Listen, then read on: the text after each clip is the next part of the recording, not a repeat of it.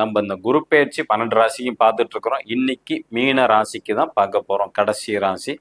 உங்க ராசிநாதனே குரு பகவான் அவர் 5ஆம் இடத்துல போய் உச்சம் அடைஞ்சிருக்கிறது வந்து சிறப்பு தான்.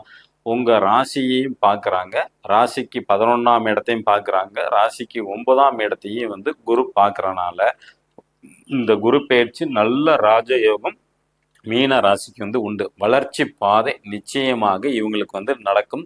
சுப பலன்கள் உண்டு மீன ராசியை பொறுத்த வரைக்கும். ஏன்னா 9ஆம் இடம்ங்கிறது வந்து 9ஆம் இடம் பார்க்கறனால நீண்ட தூர பயணம், ஆன்மீக பயணம், உங்க திட்டங்கள் அனைத்தும் நிறைவேறும். மீனராசி இது வரைக்கும் லைஃப்ல போட்டிருந்த திட்டங்கள் எல்லாமே நடக்கும்.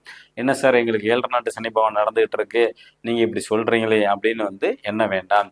ஏன்னா குருவோட பார்வை உங்க ராசியையும் பார்க்குது, 9ஆம் இடத்தையும் பார்க்கறனால இந்த ஒரு வருஷம் 7 நாட்டு சனி பகவானால உங்களுக்கு எந்த தொந்தரவும் வராது. பொதுவாக 7 நாட்டு சனி பகவானால தான் எல்லாத்துக்கும் நன்மை நடக்கும், பயப்பட வேண்டாம். ஓகேங்களா? அதே மாதிரி வந்து புதிய முதலீடு மட்டும் வந்து செய்யறது வந்து தவிர்த்து கொள்றது ரொம்ப நல்லது.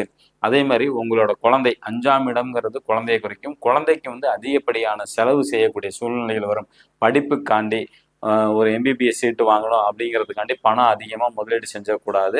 ஏன்னா மீண்டும் பணத்தை வந்து கட்டுறதுக்கான சூழ்நிலை வந்து உருவாகாது. கொஞ்சம் கவனமாக இருக்க வேண்டும். குழந்தைகள் விஷயத்தில் மட்டும்தான். ஒரு சில பேர்த்துக்கு திருமணம் ரொம்ப நாள் தள்ளி போயிட்டே இருந்தால் அவங்களுக்கு திருமண அமைப்புங்கிறது நிச்சயமாக உண்டு.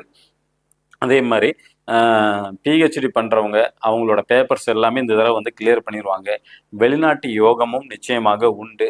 புதிய முயற்சிகளால் யோகம் அதிகமாக உண்டு. உங்களோட திட்டங்கள் நீங்கள் வேலை செய்கிற இடத்துல நீங்கள் சொல்லக்கூடிய திட்டம், பிளான் அனைத்துமே வந்து அப்ரூவல் ஆகும். உங்களுக்கு வந்து ஒரு புகழ், ஒரு பாராட்டு நிச்சயமாக மீனராசியில் பிறந்தவங்களுக்கு சிறப்பாக இருக்கும். உங்களுக்கும் உங்கள் மூத்த உடன்பிறப்பு, அன்னை, அக்கா அல்லது மருமகன், மருமகள் இவங்களோட தான் சின்ன சின்ன கருத்து வேறுபாடுகள் வந்துட்டு போகும்.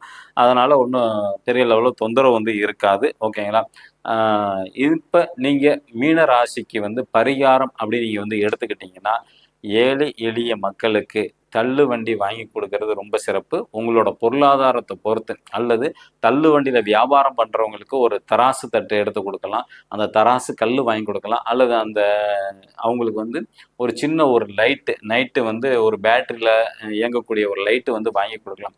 இதெல்லாம் செஞ்சீங்கன்னா உங்கள் லைஃப்பில் நல்ல ராஜயோகம் இந்த குரு பெயர்ச்சியில் வந்து மீன ராசிக்கு சிறப்பாக உண்டு.